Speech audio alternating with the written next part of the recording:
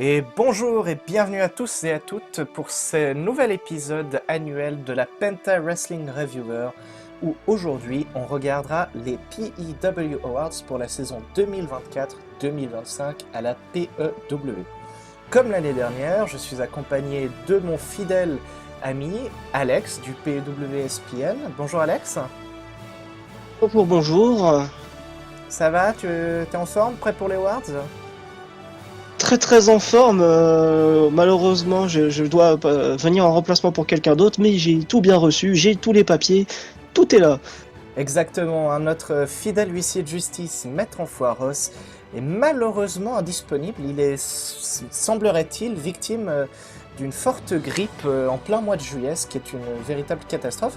Mais fort heureusement, de manière parfaitement légale et sécuritaire, il a transmis les résultats des PEW Awards à Alex, qui aujourd'hui va pouvoir nous les présenter. Alors, Alex, cette année, elle est un peu spéciale, puisque avec la nouvelle gérance, on a des nouvelles catégories de awards et on va en discuter quand ils seront nominés.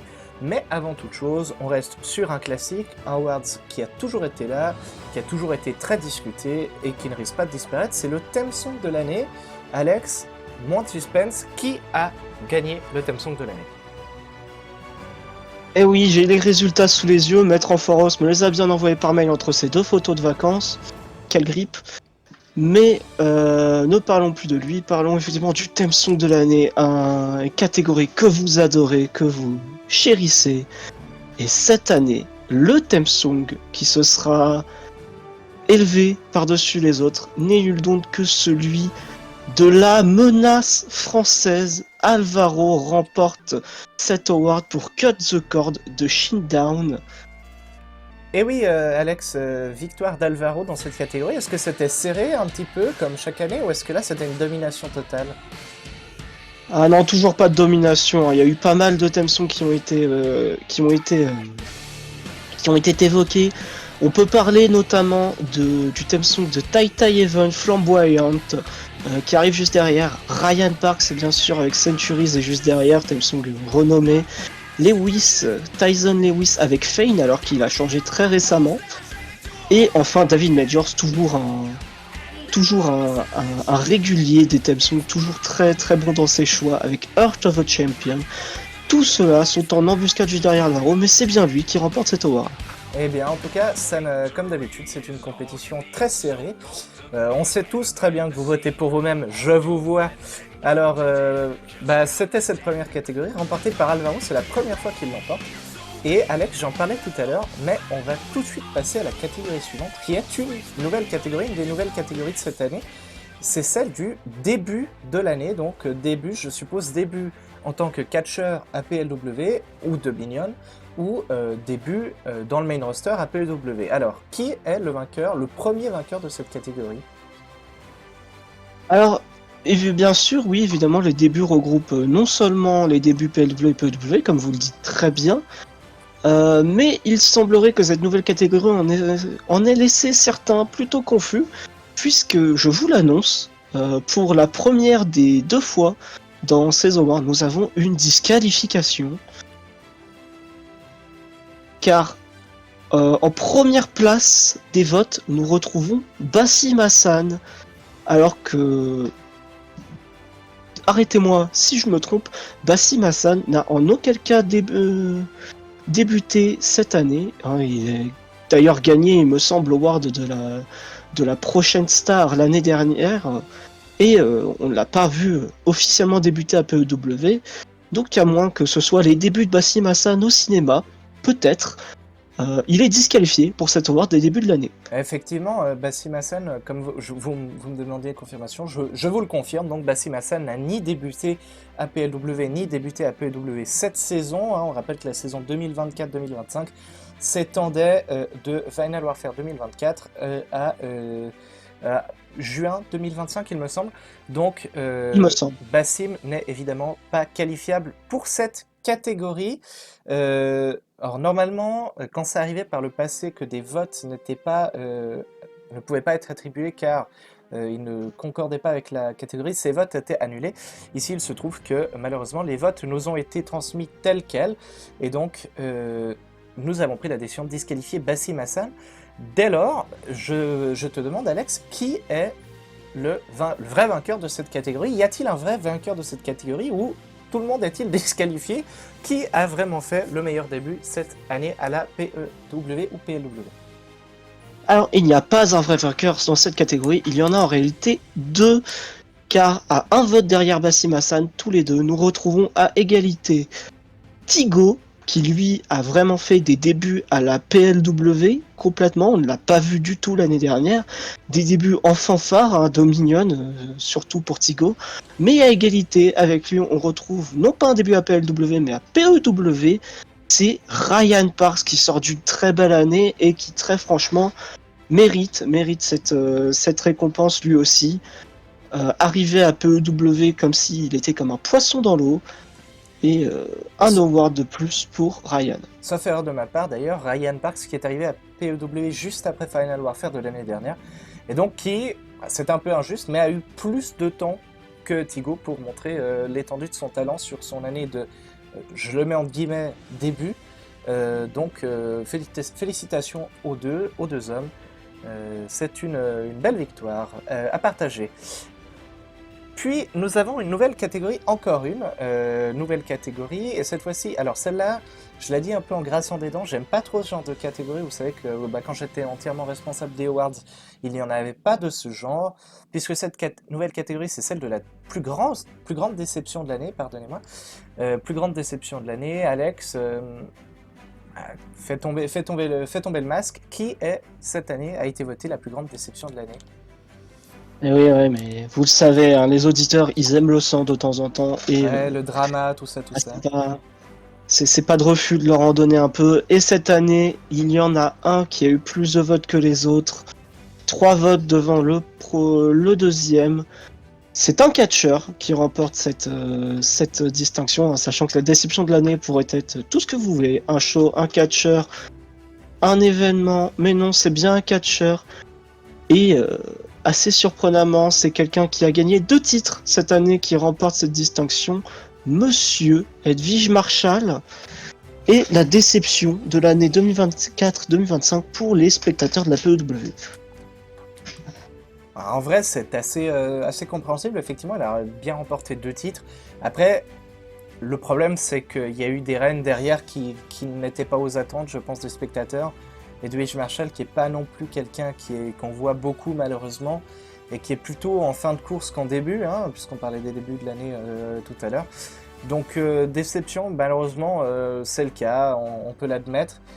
Voilà, en tout cas, on lui souhaite le meilleur pour la suite. Un mot à son sujet, Alex? Bah oui, effectivement, Edwige Marshall, c'est extrêmement décevant, surtout qu'on attendait peut-être pour lui enfin ce moment où il pourrait briller. Et au moment où il semble avoir achevé, bah peut-être que s'il avait pu dû, peut-être qu'il avait eu son moment et c'est tout ce qui lui manquait.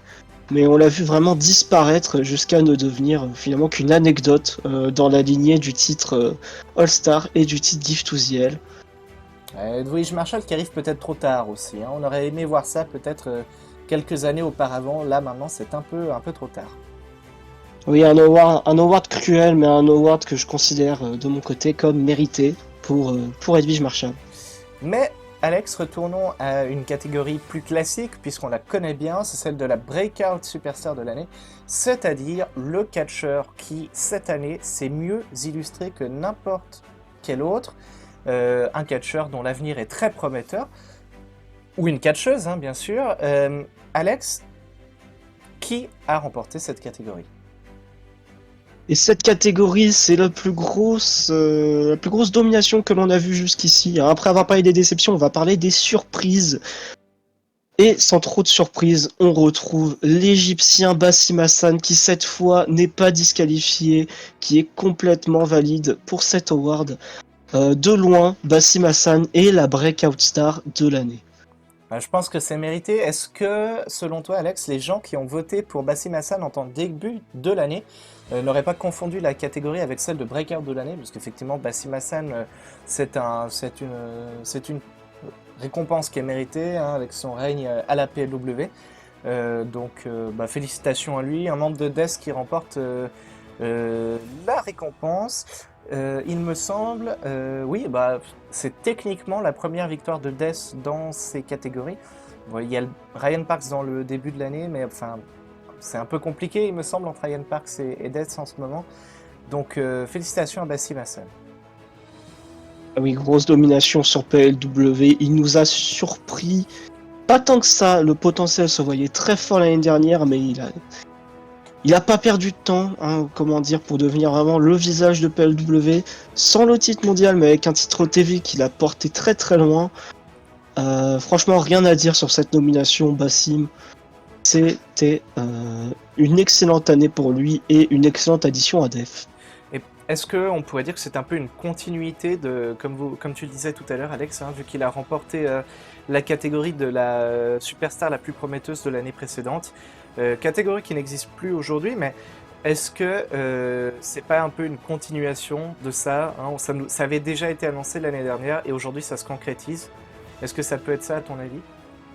C'est vraiment une concrétisation. Je pense que Bassim, dès ses débuts, était pressenti pour se retrouver dans ces catégories pendant ses premières années, et je pense que ça pourrait vraiment continuer et que l'année prochaine on pourrait le retrouver très très haut et très très proche des votes pour même la superstar de l'année. Autour du titre mondial, tu penses? Peut-être autour du titre mondial, mais en tout cas, il pourrait très très facilement être l'une des superstars de l'année. Tout à fait. On n'oublie pas qu'après Final Warfare aura lieu la Mountain Cup, qui est toujours l'occasion parfaite pour se démarquer avec le Rumble. Peut-être la Mountain Cup de Bassim Hassan en 2025, sur la saison 2025-2026.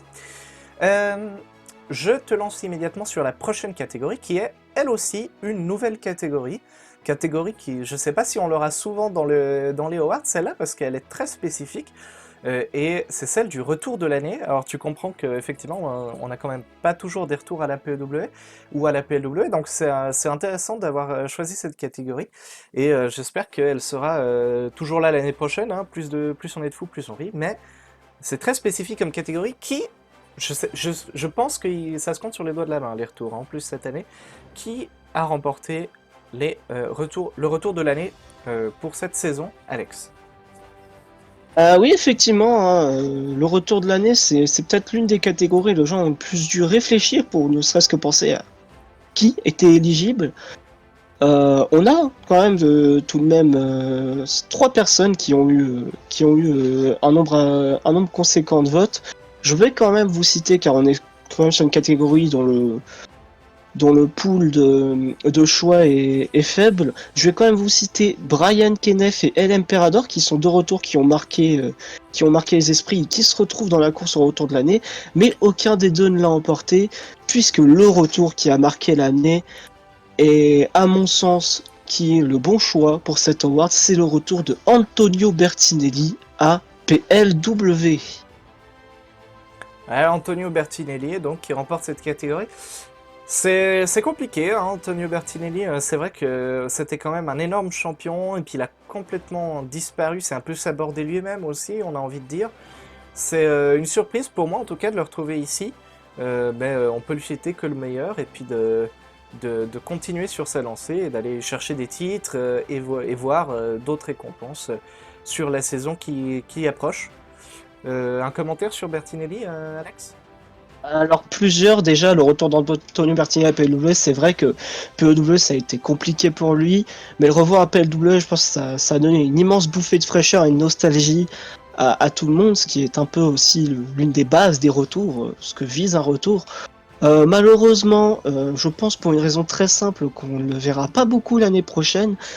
Monsieur Penta, je sais pas si vous avez dormi ou si vous avez un peu trop pris de fumette avec Maître Enfoiros, mais Antonio Bertinelli est en effet à la retraite, ou en tout cas il n'est plus à la PEW suite à son dernier match chez PLW où il a perdu contre Bassim Hassan. Antonio Bertinelli a globalement été mis hors circuit. Eh bien, déjà, je trouve honteux de ta part, Alex, de tenir de telles accusations, puisque c'est toi qui m'avais prêté le briquet pour allumer les joints. Et ensuite, je ferai remarquer que rien n'empêche Bertinelli de remporter le retour de l'année une seconde fois la saison prochaine, quand il reviendra pour te faire ravaler tes traîtres paroles. Euh, Catégorie suivante, parce que j'aime pas trop cette catégorie, Allons-y. ni la direction qu'elle est en train de prendre. C'est une catégorie que vous connaissez, qui était déjà présente sur les éditions précédentes. C'est celle du moment OMG de l'année, donc un peu le meilleur moment de l'année, le moment qui a le plus marqué les fans. C'est une catégorie qui inclut à la fois des moments de show, de match, mais aussi des moments dans les vestiaires, dans les promos libres. Donc c'est très vaste comme catégorie. C'est une catégorie que j'aime beaucoup, que j'adore suivre, parce que ça permet vraiment de montrer, en plus des matchs, ce qui se fait de mieux à la PEW et à la PLW. Et ça permet d'illustrer aussi, de faire briller certaines personnes dans les vestiaires qui brillent pas forcément en show. Donc c'est toujours une catégorie intéressante. Donc dis-moi, Alex, qui a remporté cette catégorie, ou quel moment plutôt que qui a remporté cette catégorie cette année?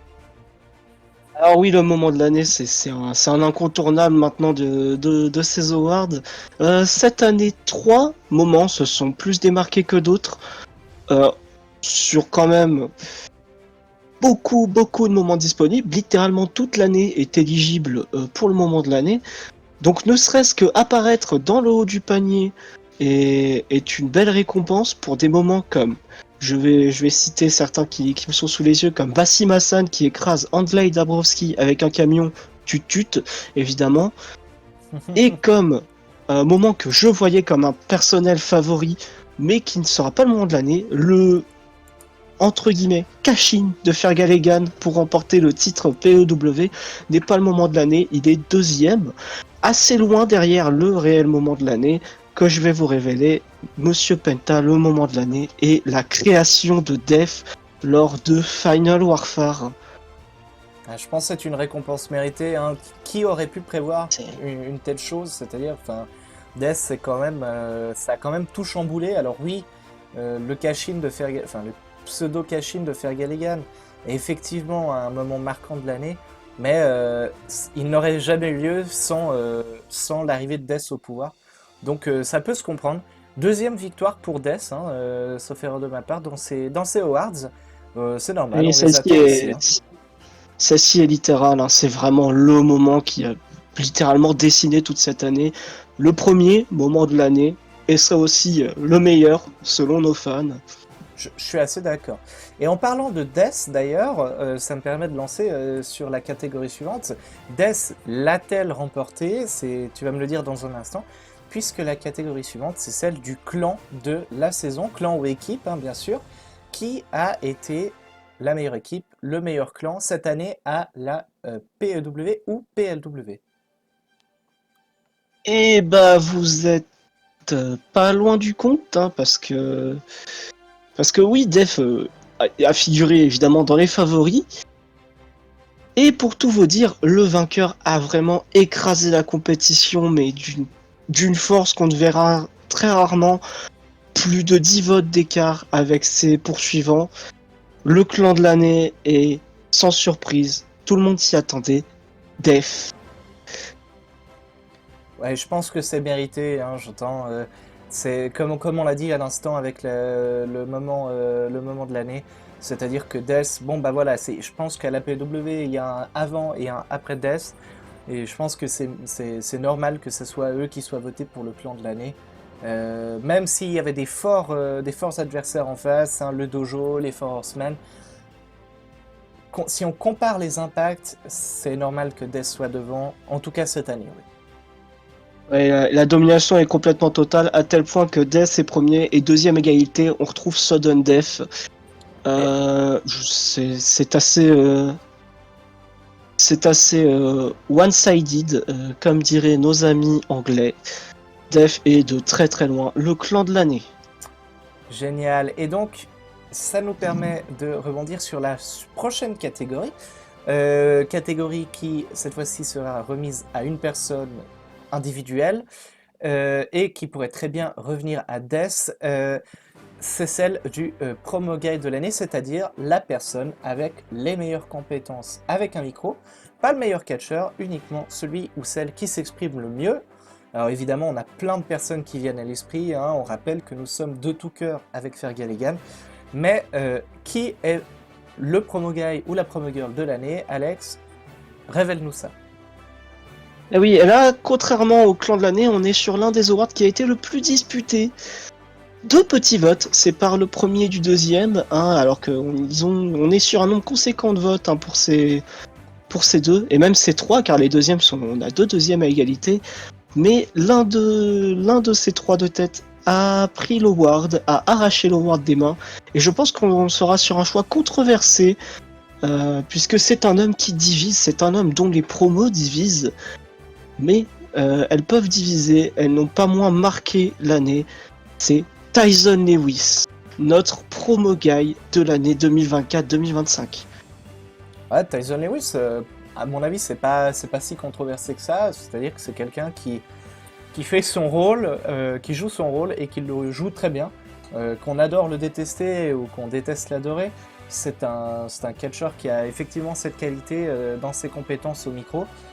C'est un peu finalement le Matthias Roy moderne, une sorte de Matthias Roy amélioré peut-être. Ça fait plaisir de voir Tyson Lewis ici. Je pense que c'est mérité. Il y avait à mon avis, des adversaires très très forts, hein. On rappelle que nous sommes de tout cœur avec Fergalligan, mais c'est vrai que Tyson Lewis, à mon avis, c'est amplement mérité.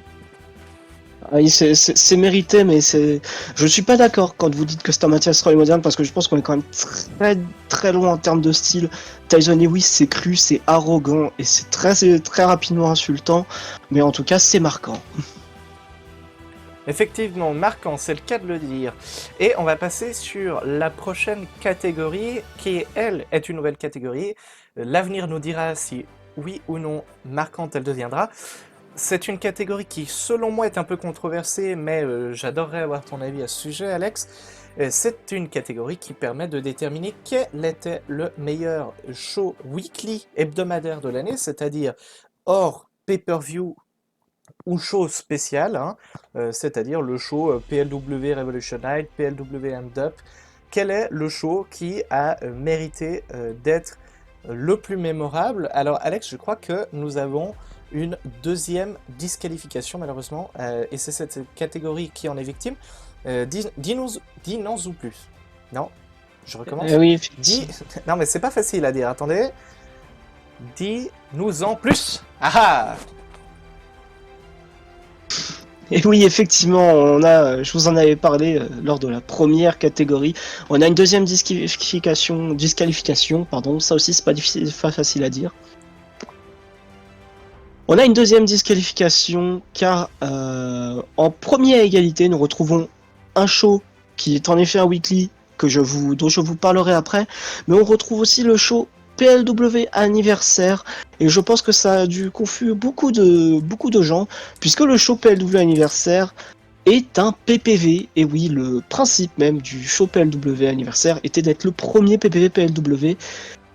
Il a marqué nos spectateurs, mais il n'est en réalité pas éligible pour le weekly de l'année. Et là, peut-être le problème de cette catégorie, c'est qu'un show marquant sera dans 80% du temps un PPV. Pour qu'un weekly se démarque, il faut qu'il soit particulièrement bon. Mais c'est ce que l'un des weekly a fait cette année, puisque le show PLW anniversaire n'est pas premier tout seul. Et donc, un unique show remportera cette récompense. Et croyez-moi pas, c'est aussi un show PLW. Le show PLW du 18 avril 2025. Pour nos spectateurs, je vais vous rafraîchir la mémoire. C'est le show PLW qui fut main eventé par Bassim Hassan et Andley Dabrowski dans un match Last Man Standing. On en a parlé juste avant, ça a été l'un des moments de l'année. Tut, le camion. Oui, alors effectivement, hein, c'est le moment où je râle un petit peu, parce que je peux pas faire un de ces podcasts avec vous sans me mettre à râler un moment. C'est vrai que Weekly de l'année, pour moi, c'est pas une bonne catégorie. C'est une catégorie qui est discutable. J'entends, il y a beaucoup de choses sur une année entière, c'est dur de s'en rappeler. Alors qu'un pay-per-view, c'est beaucoup plus facile de s'en souvenir. Victoire de PLW, pourquoi pas? Je pense que c'est très compliqué, à mon avis, de décider d'un show hebdomadaire qui était plus meilleur pardon, qu'un autre. Je pense que effectivement, en plus là, comme tu le disais Alex, c'est très serré comme au niveau des votes. À mon avis, je sais pas si c'est une catégorie qui est vouée à avoir un long avenir. Je pense que non. Comme nous a montré cette année, je pense que c'était surtout une année un peu test pour certaines catégories. Et je pense que certaines catégories ne seront pas de retour l'année prochaine. Mais puisqu'on parle de moments mémorables et de shows mémorables, je vous lançais sur une catégorie qui ne déçoit jamais, qui est là depuis toujours. C'est celle évidemment du pay-per-view de l'année, c'est-à-dire à partir de Final Warfare jusqu'à Coliseum Guerrilla, je crois. C'est le dernier pay-per-view. Coliseum Guerrilla, Ouais, il me semble. exactement. Donc de Final Warfare à Coliseum Guerrilla, quel a été, Alex, mon cher Alex, le pay-per-view de l'année? Et je vous annonce que nous sommes sur la seule catégorie cette année qui voit un vote d'écart entre le vainqueur et son poursuivant. Ou devrais-je dire entre les vainqueurs et leurs poursuivants, car oui, nous avons un troisième et deux premiers cette année, deux PPV ont fini à égalité. Je vais quand même vous parler du poursuivant parce qu'il est passé pas très loin. Battle for Blood est troisième du PPV de l'année cette année. Son main event, confrontant The Storm, Alex Sparks, mais évidemment aussi la prise de titre de Fergal, l'un des moments de l'année, évidemment, ça marque les gens et ça en fait un des PPV de l'année. Mais il n'a pas gagné cette année, deux PPV l'ont fait.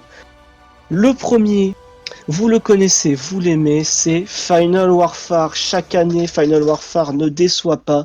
Et cette année encore, il a été extrêmement qualitatif, nous offrant l'un des PPV de l'année. Et dans ce cas-là, il remporte son trophée. Mais il finit à égalité avec un autre PPV.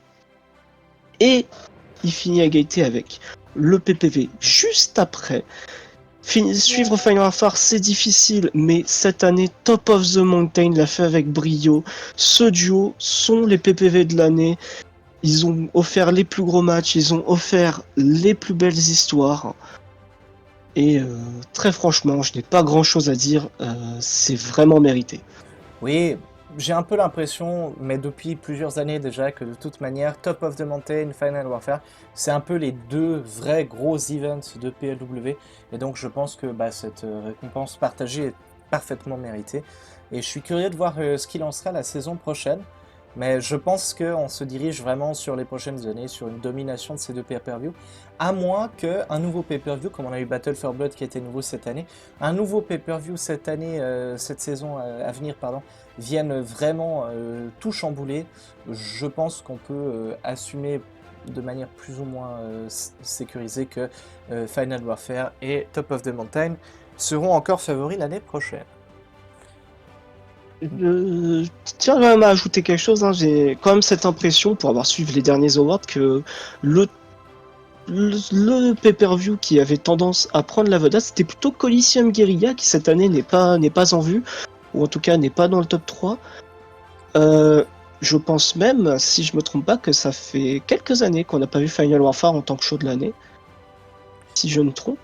Alors, je peux me tromper, mais ça serait à revérifier. Je sais que Coliseum Guerrilla avait gagné l'année dernière, mais Oui. c'était la première année où on avait changé les saisons et où Final Warfare n'était plus inclus dans les votes, et je me demande si on n'avait pas fait ça justement parce que Final Warfare avait gagné l'année précédente et que les awards avaient lieu directement après Final Warfare.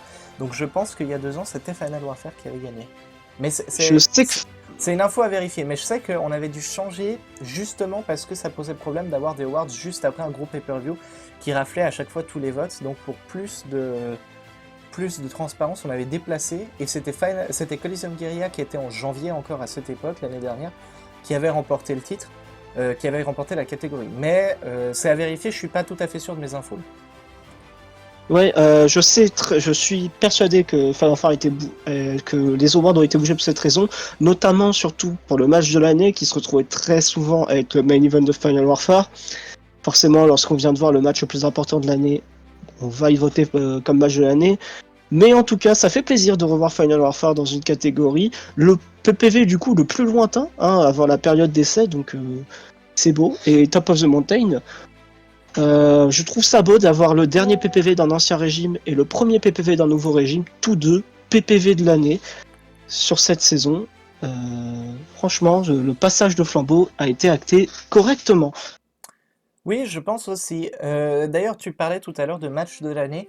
Malheureusement, c'est une catégorie qui n'existe plus cette année. En tout cas, on espère son retour l'année prochaine parce que c'était quand même une bonne catégorie, moi je trouvais. J'espère en tout cas qu'on la récupérera. Ça permet aussi de mettre en lumière certains matchs à recommander aux nouveaux, etc. Donc, on croise les doigts pour un retour du match de l'année. Mais, en revanche, une catégorie qui n'a pas bougé, qui est toujours là, et vous l'attendez toutes, vous êtes tous et toutes là pour cette raison, c'est le award du catcheur ou de la catcheuse de l'année, qui, selon les fans, cette année a été le meilleur ou la meilleure dans toutes les fédérations confondues, c'est-à-dire PLW, PW ou Dominion, qui s'est plus illustré que les autres. Alex, grand roulement de tambour, dis-nous tout. Je vais vous le donner, je vais vous donner le top 3, dans l'ordre du troisième au premier quand même, parce que ne serait-ce qu'avoir un vote pour Superstar de l'année, je pense que c'est assez important pour être mentionné. En troisième place, nous retrouvons Bassim Hassan, dont on a beaucoup parlé lors du reveal de ces awards. Personnellement, je pense que c'est absolument pas volé. Une année fantastique pour Bassim Hassan, et à mon avis, on peut s'attendre à voir très haut pour les prochaines années. En deuxième position, nous retrouvons Lex Sparks, qui a commencé l'année en tant que champion, qui a fait une grande partie de l'année en tant que champion. Là encore une fois, ce n'était pas un choc de le voir à cette place-là, et c'est encore moins un choc de le voir seulement deuxième, car la superstar de l'année, pas à l'unanimité, mais à une immense majorité, est évidemment Fergal Egan, l'Irlandais, qui enfin est sur le toit du monde après 5 ans à la PEW. Il est le monsieur qui porte la PEW cette année. Oui, effectivement, je pense que c'est un bon moment pour rappeler que nous sommes de tout cœur avec Fergal Egan. Fergal Egan, bon ben voilà, c'est mérité, c'est le champion, il a gagné la Top of the Mountain, la Mountain Cup, pardon. Donc c'est effectivement, c'est pas trop une surprise, ça fait plaisir pour lui, parce que ça fait tellement de temps qu'il court après ce titre, tellement de temps qu'il court après toutes ces récompenses, c'est mérité, bien sûr. Mais on notera quand même une absence du top 3 que tu viens de nous réciter, Alex, c'est celle de Sam Corwell. Sam Corwell qui pourtant est vainqueur de l'Apocalyptic Rumble et qui n'est même pas devant Bassim Hassan au vote. C'est quand même surprenant et j'espère en tout cas pour lui que ce n'est pas annonciateur de son match à Final Warfare, mais ça on en discutera dans une vidéo pronostic plus tard dans la semaine. Mais effectivement, grosse surprise, l'absence de Sam Corwell de ce classement, qu'en penses-tu ? Bah, j'en pense que oui, effectivement, après une année où il a commencé en tant que champion intercontinental et gagné le Rumble, c'est assez étonnant de ne pas le voir ici. Après, son année quand même a été un peu... Il a été calme en fait, Sam Corwell. Il a gagné son Rumble et il s'est un peu reculé. Il est revenu quand il fallait, mais il n'a pas fait une année où tout a explosé. Sam Corwell n'a pas été le monsieur que l'on voyait tout le temps. C'est peut-être un choix qu'il a fait, histoire de se faire un peu oublier. Mais j'aimerais aussi noter une deuxième absence qui, moi, m'a vraiment surpris. C'est l'absence de David Majors, dont on n'a pas parlé, alors qu'il fait quand même une année monstrueuse, je trouve. David Majors, c'est pour moi, pour mon argent, la troisième meilleure superstar de l'année. Après, le public a décidé de récompenser Bassim Hassan. Je pense que c'est mérité, mais peut-être que David Majors aurait pu figurer dans cette liste. Est-ce que tu penses que ça peut être lié à l'apport médiatique de Sudden Death ? Parce que c'est vrai que Bassim Hassan, à Sudden Death, il est aussi plus présent peut-être autour de la sphère de PEW, de catcheurs d'influence, tandis que David Majors, c'est un peu le chef c'est le chef de Purity, donc c'est lui la personne d'influence dans son groupe, et c'est une personne qui a de l'influence sur PLW, donc est-ce que tu penses que il manque peut-être encore un peu de visibilité David Majors, et peut-être que quand il aura eu son call-up, on peut s'attendre plutôt à se retrouver à partir de ce moment un superstar de l'année? Je pense, à voir pour le Call of Duty Majors, à voir s'il fonctionne. Je sens très fort qu'il arrivera pratiquement à l'instant où il perdra son titre. Mais oui, ce que vous dites, c'est très intéressant. Bassem Hassan a été entouré de personnes plus connues qui ont pu le tirer. Duty Majors a été celui qui tirait les moins connus. Vous avez raison, et je pense que ça pourrait vraiment être la raison principale qui fait que Majors ne se trouve pas dans cette liste. Un peu pareil pour Sam Corwell aussi, évidemment il n'a pas tiré des gens moins connus, mais il était dans l'ombre en train de gérer le dojo. Peut-être que c'est ce choix qui fait qu'on ne le retrouve pas dans ce top 3 aujourd'hui. Et est-ce que tu penses que le fait que le Rumble soit si éloigné de Final Warfare, ça peut aussi jouer dans le fait qu'on l'ait un peu moins vu, ou pour toi ça n'a pas de rapport? Non, je pense que ça a complètement un rapport, parce que le Rumble, à l'accoutumée, est un peu en milieu de l'année, c'est un peu un tournant dans l'année, et le vainqueur du Rumble se tient à se garder... De la saison, pas de l'année. De la saison, oui, désolé. Il tient à se garder dans les souvenirs des gens, et il tient à se montrer, alors que Corwell a eu son Rumble et avait quand même un sacré bout de temps à attendre, tant qu'on l'a vu dans la course, tellement qu'on l'a vu dans la course pour d'autres titres en attendant. Donc peut-être que ça a un peu influencé sa décision et son classement.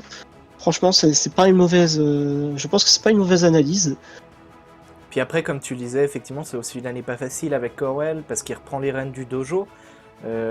Après Lenzo Sin, qui était là depuis des années, qui avait quand même un plan bien établi. Là, je pense que Sam Corwell, c'était aussi une année où il avait un peu donné de la tête de tous les côtés. Et je pense qu'il faut lui laisser le temps de bien prendre les rênes du dojo et de se mettre en place, de s'établir comme un vrai leader. Peut-être que c'est ce qui lui manquait un peu encore aujourd'hui. Mais je pense que ça va s'arranger pour lui et je pense qu'il va nous faire une très belle saison. En tout cas, s'il commence par remporter la saison, s'il commence la saison par remporter le titre, c'est clair qu'il va se mettre sous de très bonnes auspices. Mais on n'est jamais sûr, hein, c'est Fergal en face. Ah, mais c'est fou de ne pas réussir à dire. C'est Fergal Egan en face. Et c'est clair qu'il y a un gros niveau. Et on l'a vu, il a battu Lex Sparks. Donc ça risque d'être très intéressant. Je me réjouis de faire le pronostic avec toi dans quelques jours de Final Warfare et de pouvoir discuter plus en détail de ce match qui nous attend entre Fergal Egan et Sam Corwell. Est-ce que tu voulais encore rajouter quelque chose sur cette catégorie de meilleurs catcheurs ou pas? Non, je pense que finalement il n'y a pas grand chose à dire. Fergal Egan, je pense à l'unanimité. Pas à l'unanimité étant donné les votes, mais en tout cas était clairement le favori pour ce trophée, il l'a eu. On a tellement pas tant de choses à dire, ça tombe tellement sous l'évidence qu'on est en train de commencer à faire un pré-pronostic du main event de Fire Fire, alors je pense qu'il faudrait peut-être que l'on ralentisse ici. Oui, effectivement, on garde le meilleur pour une prochaine vidéo. Mais donc voilà, messieurs, dames, c'était les Awards de la PW avec Fergal Egan qui cette année est le meilleur catcheur de la saison. Merci à tous de nous avoir écoutés. On se retrouve très prochainement cette semaine pour une vidéo pronostic de Final Warfare comme on en fait à chaque fois. Alex, merci d'avoir bien voulu reprendre le rôle de Maître Enfoiros. C'était un plaisir et en plus je suis très heureux de voir que quand c'est moi, je ne me fais pas couper à tout va, donc ça fait vraiment plaisir. Je voulais prendre ce moment du coup pour remercier tous ceux qui ont suivi le SPN. Merci beaucoup d'avoir écouté ce podcast et je me réjouis de vous retrouver lors des PEW SPN Awards de Final Warfare. Abonnez-vous pour ne pas manquer la prochaine vidéo. À très bientôt. Au revoir.